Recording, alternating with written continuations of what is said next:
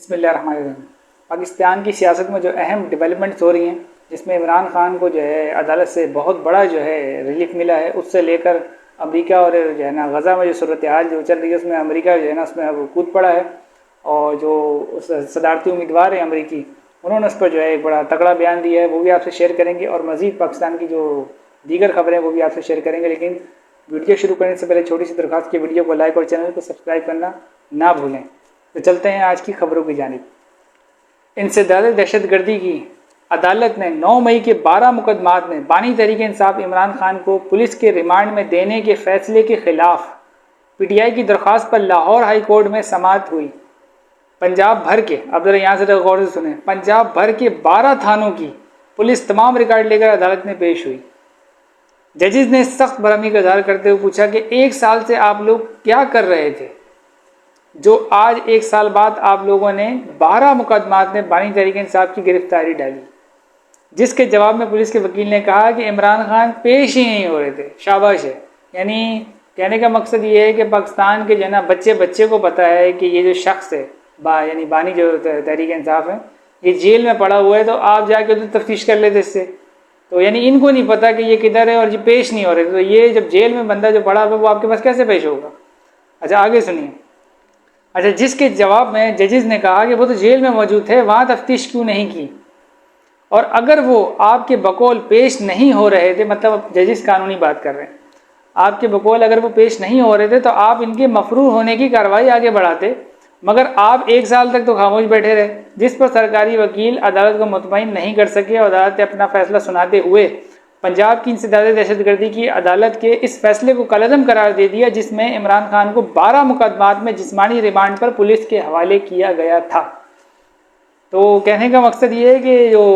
नून league की जो पंजाब में हुकूमत है, उसकी 12 थानों की पुलिस जो है अदालत में जो है ना ऐसे पहुंची थी जैसे जो है ना कोई बहुत बड़ा मार्का मारने के लिए पहुंची है। और वहाँ पे जो है ना जो जाहिर बात है, जज पूछेंगे ना भाई 1 साल से आप कहाँ थे, कि इद्दत निकाह केस में, वैसे तो सबको पता है कि क्या तमाशा चल रहा है, लेकिन चलो हम आपसे कानूनी बात करते हैं कि इद्दत निकाह केस में जब यानी जो बानी तहरीक इंसाफ है, इनको जब अदालत ने वो दी केस ही यानी ख़त्म कर दिया, वो यानी ज़मानत भी दी, बरियत भी दी और केस को ही उड़ा के रख दिया, यानी केस ही ख़त्म कर दिया बिल्कुल। तो उसके बाद ये फ़ौरन यानी ये 12 मुकदमात में जो है ना इनकी गिरफ्तारी डाली गई और जो है ना जे रिमांड भी ले लिया। तो वो यानी अदालत ये पूछ रही है कि भाई 1 साल से आप, यानी 9 मई के ये केस है ना, तो 9 मई को तो 1 साल गुजर गए, मई जो है ना महीना इस साल की भी जो है ना वो भी गुजर गया। तो अब आपको याद आया कि ये शख्स भी जो है ना क्या बोलते हैं 9 मई में मुलविस था और इसका भी जो है ना रिमांड लेकर जो है ना तफ्तीश करनी है। तो इस तरीके से तो नहीं चलेगा। अगर इंसाफ होगा तो जाहिर बात है उन्होंने सही सवाल किया इनसे कि भाई क्या तमाशा लगाया हुआ है। तो जाहिर बात है फिर उन्होंने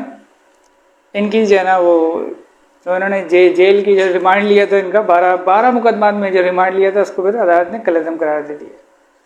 क्योंकि असल में जो सबको पता है मकसद जो था वो यानी एक केस के बाद दूसरे केस में बस उलझा के रखना था, ताकि उसके बाद एक और नया केस जो बन जाए, जो मुबैना तौर पर जो बाजार आजकल जो लगता है जिस तरीके के जो है ना ट्रेंड चल रहा है।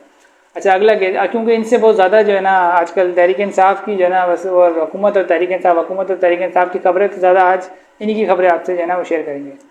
और अदालतों में मामला चल रहे हैं तो वो भी जो है ना खबरें आ रही हैं। अच्छा अगली खबर, इस्लामाबाद हाई कोर्ट ने बानी तहरीक इंसाफ इमरान खान के खिलाफ नए, यानी एक तो पुराना तोशा खाना केस था ना, ये दूसरा नए तोशा खाना केस की समाअत चीफ जस्टिस आमिर फारूक, नाम जरा याद रखिएगा, चीफ जस्टिस आमिर फारूक ने की। समाअत शुरू होते ही पीटीआई के मामून वकील ने इस्तदा की कि आपके खिलाफ हमने सुप्रीम जुडिशल काउंसिल में रेफरेंस दायर कर दिया है। मतलब चीफ जस्टिस को कह रहे हैं कि आपके खिलाफ तो हमने सुप्रीम जुडिशल काउंसिल में रेफरेंस दायर किया,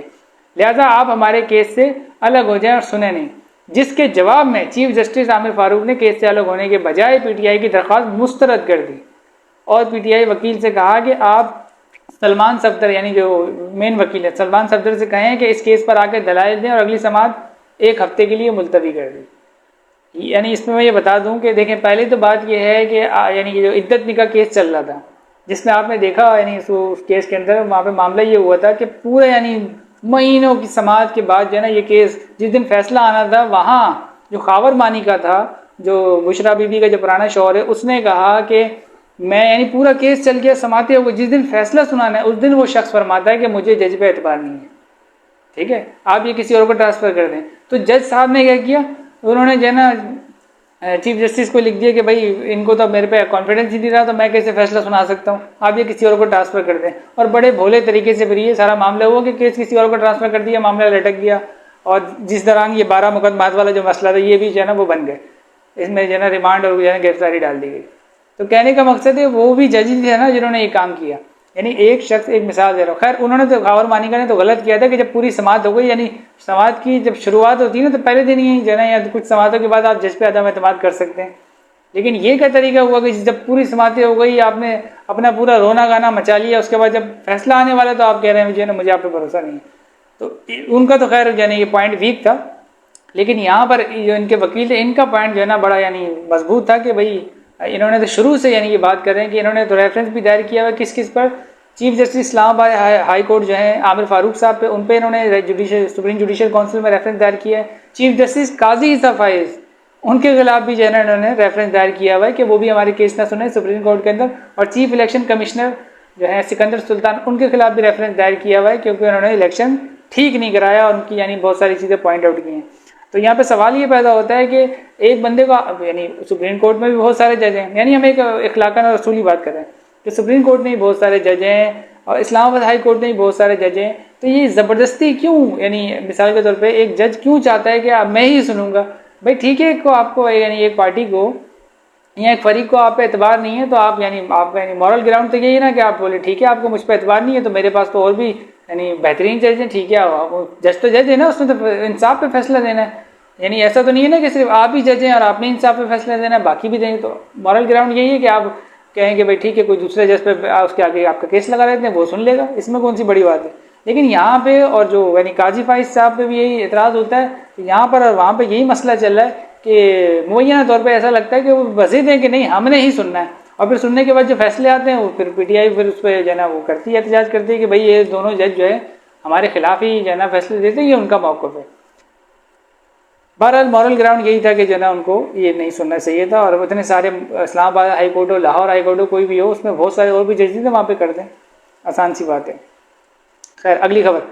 पाकिस्तान तहरीक इंसाफ ने लाहौर हाई कोर्ट में, अच्छा ये एक दूसरा यानी मामला हुआ है, ये भी ज़रा तवज्जो जो है ना उस पर देनी है आपने। पाकिस्तान तहरीक इंसाफ ने लाहौर हाई कोर्ट में एक दरख्वास्त दायर की है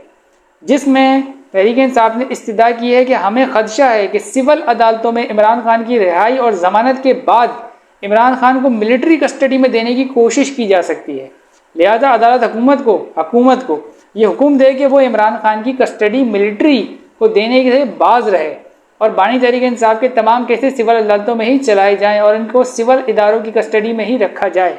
दूसरी जानिब इमरान खान ने जेल से कौम के नाम अपने पैगाम में कहा है कि कौम इलेक्शन की तैयारी करे, दिसंबर तक मुल्क में नए इंतखाबात का ऐलान हो जाएगा, यानी इसी साल का कह रहे हैं। अब वो होगा या नहीं होगा वो तो एक यानी वो जाने जो है बानी तहरीक इंसाफ जो है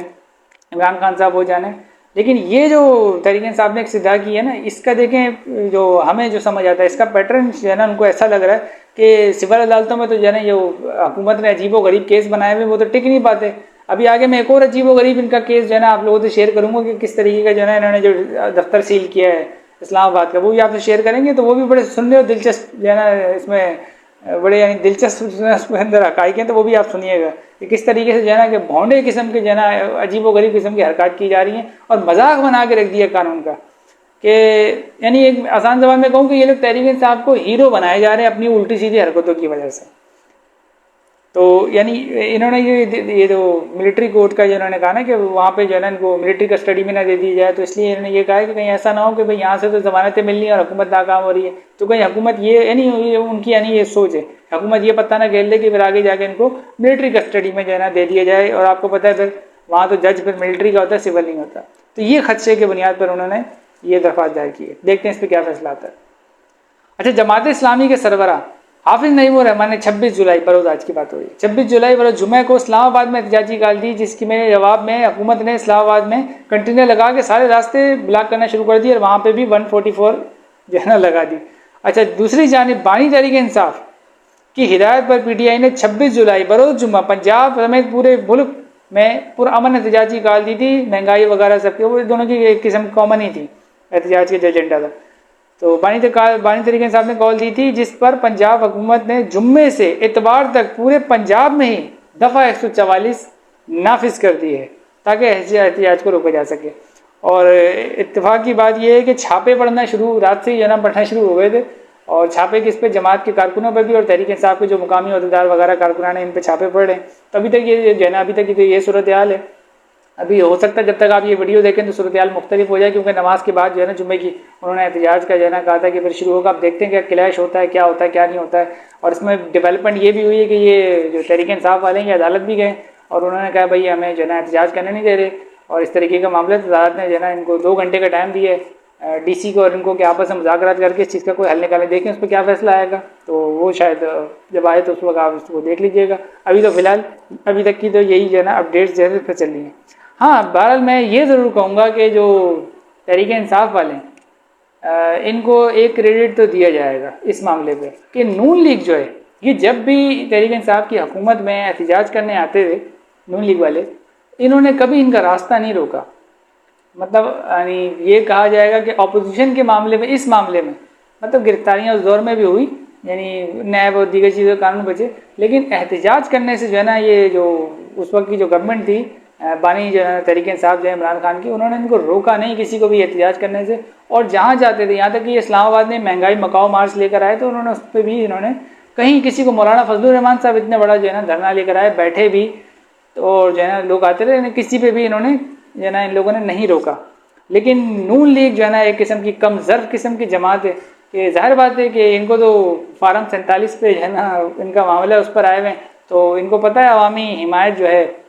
वो उस तरीके से इनके लिए नहीं है। तो इनको खौफ है कहीं ये अगर इजाज़त दी तो जो है ना लोग मोटिवेट हो जाएंगे और हमारे लिए मसला ना हो। तो फिर जिनको खौफ, जो हकीकी नुमाइंदे नहीं होते उनको फिर ऐसे ही खौफ होता है। तो जब भी ये लोग एहतजाज की कॉल करते हैं या दूसरे को जो है ना कोई जमात इस्लामी है इस तरीके के लोग जो दूसरी जमातें कॉल करती हैं तो ये 144 लगा देते हैं, दफ़ा 144 लगा देते हैं। लेकिन इसमें एक और भी जो है ना बात है जो सोचने की है कि यानी अदालत में भी इन्होंने कहा कि वो जी बड़ा दहशतगर्दी का खतरा है, ये वो है। हर बार जब ये लोग बाहर निकलते तभी दहशतगर्दी का खतरा होता है। और दूसरी बात ये है कि अभी जो तहरीक लब्बैक जो है वहाँ पर आके बैठी थी, उन्होंने जो धरना दिया और वो यानी आए भी और बैठे भी, तो ज़रा कोई इस बारे में बताएगा कि उन्होंने किस डीसी से इजाज़त ली थी जब वो निकले थे, कि इजाज़त लेके किस डीसी से इजाज़त ली थी, किस इंतज़ामिया से इजाज़त ली थी, कोई डॉक्यूमेंट्स कोई आपने ऐसी खबर सुनी होगी? बिल्कुल नहीं। किससे इजाज़त ली थी? किसी से नहीं ली थी। और वो फिर आके धरना बैठ गए और वो आप जो क्या बोलते हैं उसके विजुअल्स देखते उस धरने के कि किस तरीके से जो पुलिस वगैरह थी और दीगर जो लोग थे, ऐसा महसूस भी नहीं होने दिया कि हुकूमत और ये यानी टीएलपी कोई मुखालिफ है, यानी एक दूसरे की जो है ना मुखालिफ है और जो है ना वो इख्तलाफ करके कोई धरना दे के कोई इनसे चीज़ें मना, ऐसा बिल्कुल महसूस नहीं हुआ। ऐसा लगा कि दोनों एक ही हैं, एक साथ बैठे हुए रिलैक्स जैसी बातें चल रही हैं और जो है ना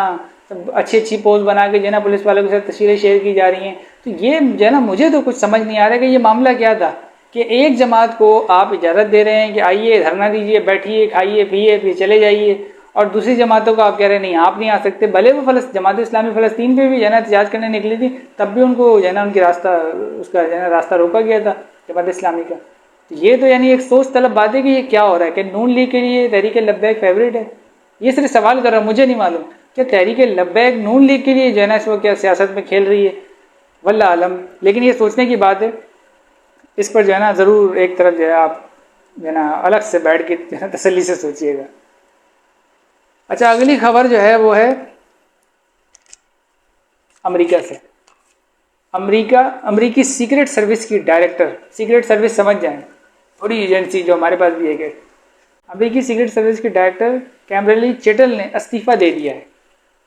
वाज़ेह रहे कि 13 जुलाई को अमेरिकी सदारती उम्मीदवार डोनाल्ड ट्रंप पर कातिलाना हमला किया गया था, जिसके नतीजे में हुकूमत और अपोजिशन ने मिलकर सीक्रेट सर्विस के डायरेक्टर को तलब करके इनकी नाअहली पर सख्त सवाल उठाए थे।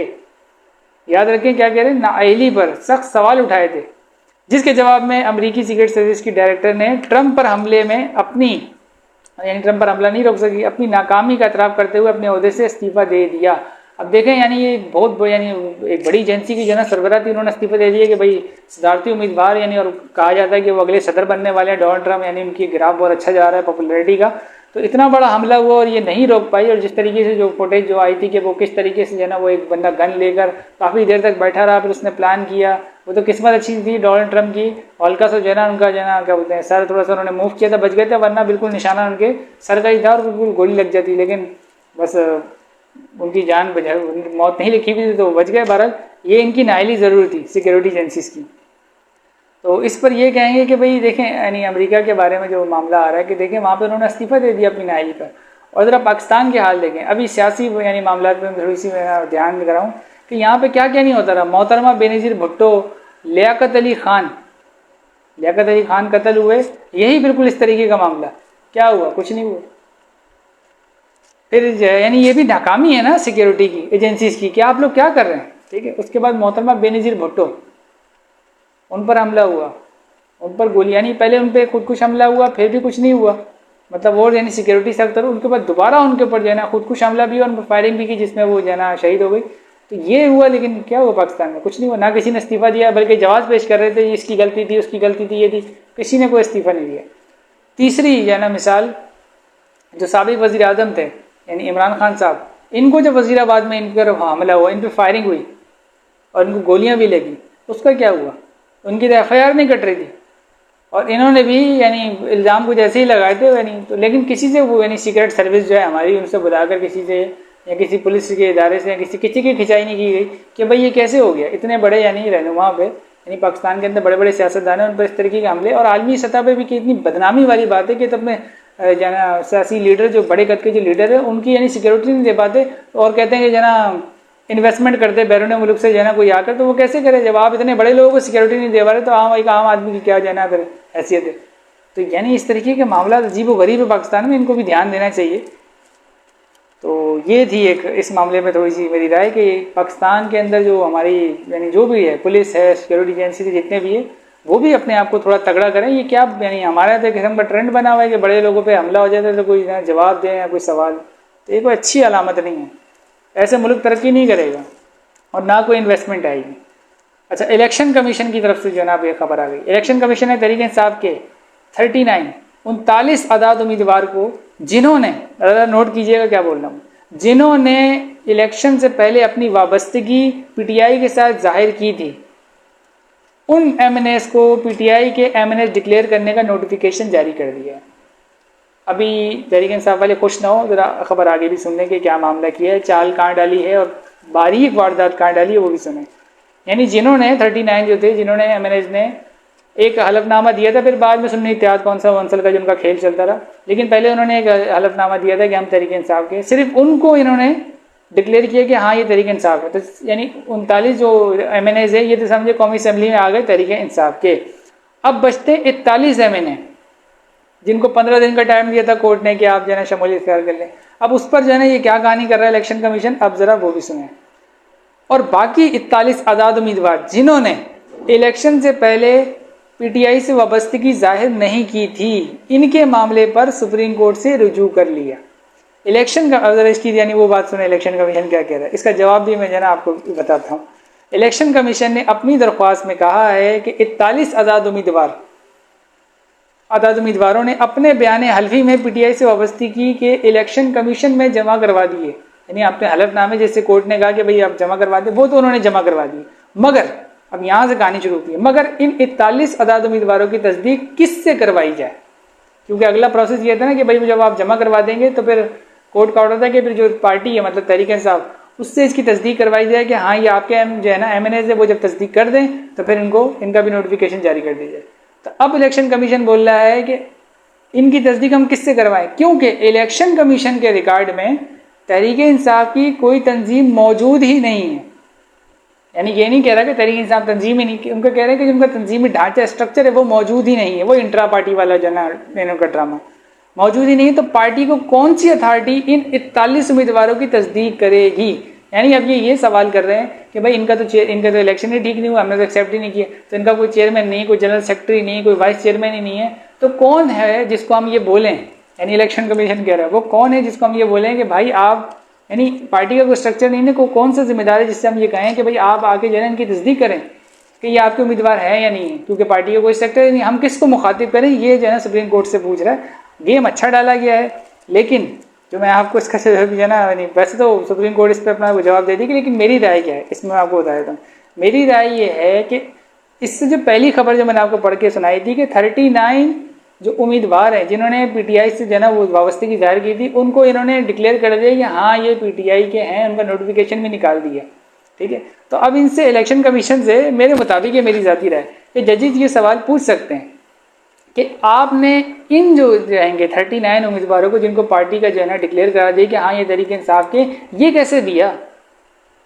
क्योंकि जब आपने डिक्लेयर दिया इलेक्शन से पहले भी और इलेक्शन के बाद भी आपने उनके इंट्रा पार्टी इंतखाबात तो माने नहीं, तो उस वक्त भी तंजीम मौजूद नहीं थी, स्ट्रक्चर था ही नहीं, उस वक्त भी कोई चेयरमैन आपके बकौल इलेक्शन कमीशन के मौजूद था नहीं, तो आपने इनको डिक्लेयर कैसे किया? ये जो हैंगे जो जितने भी लोग हैं इनको डिक्लेयर कैसे किया? तो इलेक्शन कमीशन जो है ना उसकी कोई वजह पेश करेगा कि भाई इसके लिए तो हमें अथॉरिटी की ज़रूरत ही नहीं थी, पीटीआई एक रजिस्टर्ड जमात थी, हमने उसी के नाम पे जो है ना इनको कर दिया। तो वो बोले जज ये बोल सकते हैं कि फिर आप उसी फार्मूले के तहत इन 41 जितने भी जो है ना उम्मीदवार हैं इनको भी उसी फार्मूले के तहत 47A को जो है ना आप वो करें, इसमें जो है ना शमूलियत का जो है ना वो करें, नोटिफिकेशन जारी करें। तो ये जो इलेक्शन कमीशन ने जो है ना गेम डालने की कोशिश की है, जो है दो हाथ धो के पीछे पड़ गया एक जमात के जो है ना मुतनाज़ा जो है ना बनाते जा रहे हैं मामला को, कि जैसे बस अभी और भी आगे आपको खबर बताऊंगा कि और भी अजीब व गरीब किस्म का मामला, तो उसमें इसने ये जो है ना एक किस्म का ये काम डाला है और ये सोच के डाला होगा शायद इसमें जो इसको कुछ जो है ना सहूलियत मिल जाएगी, लेकिन ऐसा कुछ नहीं होने वाला। और ये सुप्रीम कोर्ट के जो जजेज हैं जिन्होंने फैसला दिया वो इस मामले को बिल्कुल जो है ना लंबा नहीं खींचने वाले और इसका फ़ौरन फैसला सुनाकर ये नोटिफिकेशन इनसे निकलवाएंगे किसी भी सूरत। अच्छा, अगली खबर, अमरीकी सदारती उम्मीदवार कैमला हैरिस की इसराइली वज़ीर आज़म नेतन्याहू से मुलाकात। कैमला हैरिस ने कहा है कि मैं वाज़ेह तौर पर कहती हूँ कि इसराइल फ़लस्तीन के इलाके गज़ा में जंग बंद करे, अब गज़ा में जंग बंदगी का वक्त आ गया है। कैमला हैरिस का मज़ीद कहना था कि वो गज़ा के मामले पर खामोश नहीं बैठेंगी। इसराइली सदर से भी कहा है कि वो जंग बंदी के मुआहदे के लिए इक़दाम करें। तो लोग सोच रहे होंगे यार ये तो जो सदारती उम्मीदवार है ये तो ज़बरदस्त हैं, डट के खड़ी हुई हैं उनके लिए जो है ना गज़ा के लिए। तो इस पर मैं ये कहूँगा कि ज़्यादा एक्साइटेड होने की ज़रूरत नहीं है, इलेक्शन है सर पे, अपने आप को जो है ना बड़ा यानी वो दिखाने के लिए कि मैं तो यानी अमन की दाई हूँ और दीगर इस तरीके के मामला, तो उस पर ये जो है ना इस तरीके के बयान आ रहे हैं, इस पर ज़्यादा आपको एक्साइटेड होने की ज़रूरत नहीं है। ऐसा यानी इनका कोई, ये याद रखिए ये बाइडन की ही वो हैं उनकी जमात से, और ये उन्हीं के नुमाइंदा है एक किस्म की बाइडन की, यानी आप ये समझ लें ये बाइडन पार्ट 2 है, तो ये उन्हीं की पॉलिसी लेके चलेंगे। और बाइडन क्या चीज़ थी पाकिस्तान के लिए, वो क्या साबित हुआ, ये मुझे बताने की ज़रूरत नहीं। तो ऐसी ये मेरी ज़ाती राय है कि कम से कम ये हिलरी क्लिंटन हो गई या ये बाइडन टाइप के जो लोग हुए इस तरीके के जितने भी लोग थे, इनके दौर में कोई जंगबंदी नहीं हुई बल्कि और महाज छड़े गए। लेकिन जो डोनाल्ड ट्रंप था, क्योंकि वो रिवायती सियासतदान नहीं था, वो एकदम हटके था, तो उसके दौर में ज़रूर जंग बंदी हुई है। अफगानिस्तान का मामला देखें, इतने अरसे तक जो है ना ओबामा से लेकर इस बाइडन तक, क्या बोलते हैं, ओबामा से लेकर जो है ना दीगर इनके जो है ना सदारती जो अगले उम्मीदवार थे, ये फौज जो है ना ये बैठी रही, लेकिन डोनाल्ड ट्रंप ने इनको वहाँ से निकाला, पाकिस्तान से हेल्प ली, उनकी मदद वाला, पाकिस्तान की जो है ना खारजा पॉलिसी को उन्होंने रिकग्नाइज भी किया। यहाँ ये सही कह रहे हैं कि यहाँ हमने क्यों जो है ना अपने यानी फ़ौज फंसा के रखी हुई, क्या फ़ायदा, तो वो छोड़ के गए। और जंगे यानी उसके दौर में कोई नई जंग शुरू नहीं हुई, डोनाल्ड ट्रंप के दौर में कोई नई जंग शुरू नहीं हुई। तो यहाँ पे ये भी बात काबिल गौर है। तो अगर यानी एक किस्म का वो दिया जाए कि भाई कौन बेहतर है, तो इस जंग बंदी यानी वैसे तो अमरीकी आपको पता है यानी किस तरीके के जन्म की पॉलिसी आती है, लेकिन ये जो नई जंगें छेड़ने का जो है ना एक हिसाब है, उसमें जो है ना बाइडन से और कैमला हैरिस से डोनाल्ड ट्रंप काफ़ी बेहतर है। अच्छा, अगली खबर जो मैंने कहा था कि काफ़ी मज़ाइका खेज जो है वो आप ज़रा सुनिए। इस्लामाबाद में तहरीक इंसाफ के मरकज़ी दफ्तर को म्यूनसिपल कॉरपोरेशन की जानिब से सील किए जाने के खिलाफ, उन्होंने सील किया उसको, सील किए जाने के खिलाफ तहरीक इंसाफ ने हाई कोर्ट से, इस्लामाबाद हाई कोर्ट से रुजू कर लिया है। अब ज़रा इसकी यानी ये जो दफ्तर सील किया है, पहले तो छापा पड़ा था, वो रऊफ़ हसन वाला उनको उठा के ले गए थे। डिजिटल दहशत गर्दी आजकल जो एक नया पूरी दुनिया में एक नया जो है ना नाम मुतारिफ हुआ है, साइबर क्राइम तो हमने सुने थे, अब ये डिजिटल दहशत गर्दी भी कुछ नया कोई नई चीज़ ईजाद कर ली है पाकिस्तान ने। ऐसे मामलों में जो है ना ये ना कुछ नया ईजाद कर लेते, तो अब जो है ना डिजिटल दहशत गर्दी, तो उसी में जो है ना इनके जो होंगे Rauf Hasan I think secretary general है इस तरीके जो भी हैं, उन्होंने गिरफ्तार किया। तो उसके बाद जो है ना अब दफ्तर भी सील जो है ना करना था, तो दफ्तर सील करने के लिए म्यूनसिपल कॉर्पोरेशन ने जो है ना वो सील कर दिया है। अब जरा म्यूनसिपल कॉर्पोरेशन से बड़ी रिपोर्ट जारी की है कि उनसे पूछा गया भाई क्यों किया है, उन्होंने ज़रा जो बातें की है ना वो ज़रा सुने। म्यूनसिपल कॉरपोरेशन का कहना है कि भाई इनके जो दफ्तर है ना उसके अंदर आग बुझाने का कोई है ना मुनासिब इंतज़ाम नहीं था। मतलब आग बुझाने के सिलेंडर थे वो जो लगे हुए थे ना दीवारों पे, वो लगे हुए थे लेकिन तादाद में कम थे, इसीलिए। ठीक है। अगली बात ये कहते हैं कि जो आग बुझाने के लिए जो पानी का निज़ाम होता है, जो स्टोरेज रखी जाती है, वो भी मुनासिब नहीं था। ठीक है। अच्छा, इससे आगे कहते हैं कि आग जब लग जाए या ऐसा कोई मामला हो जाए तो इमरजेंसी का जो एक रास्ता होता है वो भी इन्होंने अपने ऑफिस में नहीं रखा था। यानी कितनी हुकूमत को फिक्र है इनके ऑफिस के अंदर इंसानी जानों की, माशाल्लाह से। तो वो यानी जरा इनकी मज़ाहिका खेज बातें सुनते जाएं। अच्छा, कहते हैं वो इमरजेंसी का रास्ता भी नहीं रखा था। उसके बाद कहते हैं कि इनकी ऑफिस के अंदर जो इनका जो मरकज़ी दफ्तर है उसमें जो वायरिंग हुई हुई है बिजली की दीगर, वो भी दुरुस्त नहीं है, नाक़िस है। और यहाँ तक एक मुबैना तौर पर जो है ना यानी इनकी रिपोर्ट में ये भी जो है ना शायद शामिल किया गया कि आसमानी बिजली गिरने की जो क्या बोलते हैं अखराज का जो निज़ाम है वो भी नहीं लगा हुआ, जो अक्सर सोलर पर नहीं लगाते लोग सोलर सिस्टम के ऊपर, तो कह रहे हैं वो भी नहीं लगा हुआ। यानी मैं हैरान रह गया इस मामले पर कि ज़रा सोचें कि पाकिस्तान में करोड़ों घर जो है ना इन तमाम चीज़ों से जो है ना वो हैं खाली, और कितने ही ऑफिस और कितने ही कारखाने इन तमाम चीज़ों से जो इन्होंने क्लेम किया, लेकिन इनको नज़र क्या आया, इन्होंने पॉइंट आउट किस चीज़ को किया, सिर्फ उनके मरकज़ी दफ्तर को, कि भाई यहाँ पर ये वायलेशन हो रही है। देखिए हमारा मुल्क कितना तरक्की कर गया है, और इनको जो हुकूमत जिस हुकूमत पंजाब